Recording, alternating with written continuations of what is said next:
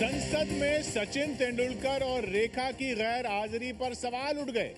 सचिन फिर आज एक समारोह में देखे और उन्होंने सफाई दी कि भाई की सर्जरी थी इसलिए नहीं आया। अब सवाल जो उठे तब उन्होंने जाके ये जवाब दिया है 40 दिन तक गैर हाजिर, 60 दिन तक गैर हाजिर रह जाइए तो सदस्यता तक जा सकती है। जी हाँ, सीट तक जा सकती है बिना इजाजत अगर गैर हाजिर रहे सांसद तो सचिन और रेखा को लेकर ये सवाल उठ रहे हैं। और सवाल इसलिए कि भाई अगर आप संसद में आ नहीं सकते तो संसद की सदस्यता ली क्यों? ये कोई पद्म सम्मान की तरह सम्मान नहीं है, ये सदस्यता है। यहां कानून बनाने के लिए आपको रखा गया है।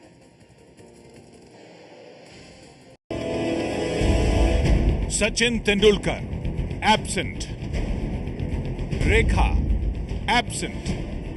कि मैं विधि द्वारा स्थापित भारत के संविधान में सच्ची श्रद्धा रखूंगा। राज्यसभा सांसद सचिन तेंदुलकर और रेखा दोनों की सदन से गैर मौजूदगी मुद्दा बन गई।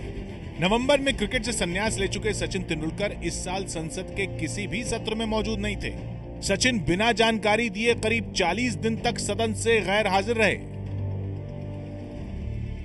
सीपीएम सांसद टी राजीव ने सदन में सचिन और रेखा की अनुपस्थिति को लेकर सवाल उठाए थे। इसके बाद उपसभापति पीजे कुरियन ने तथ्यों के साथ साफ किया कि सचिन और रेखा कब और कितनी बार सदन में मौजूद रहे हैं।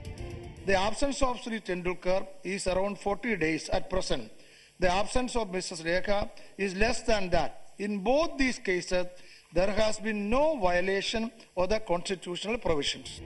नियमों के मुताबिक बिना अनुमति के 60 दिन तक सांसद सदन से अनुपस्थित रहता है तो उसकी सीट को खाली मान लिया जाता है।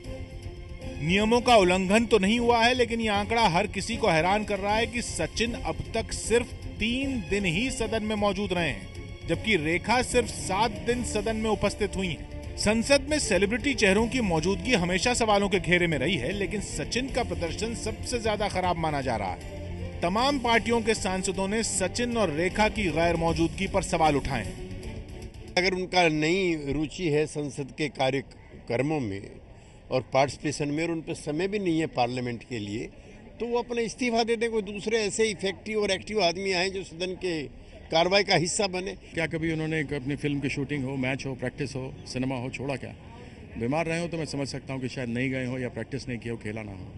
लेकिन एक आपको अवसर इसलिए मिला क्योंकि आप जिस क्षेत्र से उस क्षेत्र में आपने इतना बढ़िया काम किया और इसके कारण से आपको माननीय राष्ट्रपति जी ने नामित किया है, तो अपने उस दायित्व को निभाना चाहिए। एक बार इनको लेटर जाए और उनका एक बार जवाब मांगा जाए कि वो क्यों नहीं आ रहे हैं।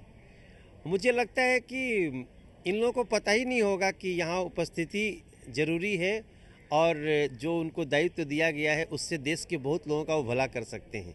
ये शायद बताने की जरूरत है। अप्रैल 2012 में कांग्रेस ने सचिन और रेखा को राज्यसभा के लिए नॉमिनेट किया था, लेकिन दोनों ही राज्यसभा के लिए ज्यादा वक्त नहीं निकाल सके। सचिन और रेखा की गैर मौजूदगी के मुद्दे पर कांग्रेस कटघरे में खड़ी दिख रही है। जो भी संसद सदस्य है उसको सदन को अटेंड करना चाहिए।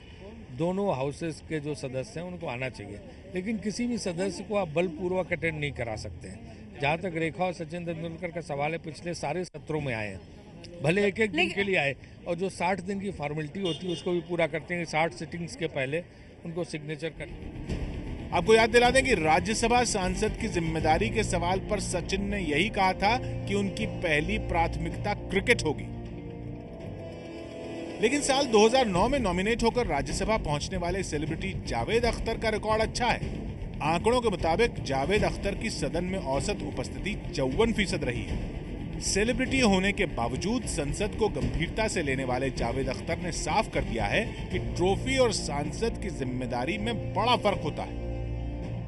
लेकिन सच बात यह है कि हम लोगों को सबको ही समझना चाहिए कि पार्लियामेंट की मेंबरशिप जो है ये कोई इनाम या टाइटल या ट्रॉफी नहीं है कि जिसे आप लेके घर चले जाएं।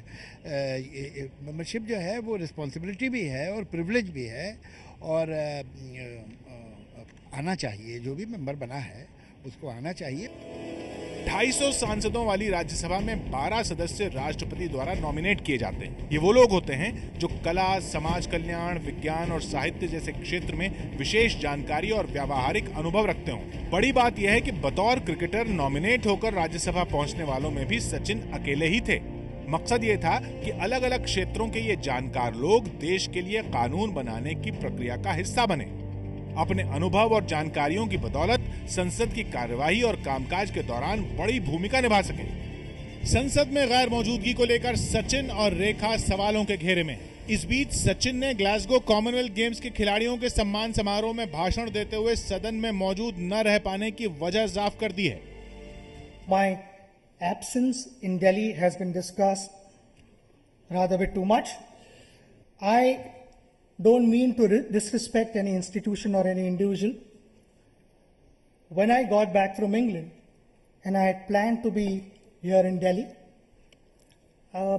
there was an emergency in my family which I didn't disclose. It was a medical emergency, and I thought certain things are kept private.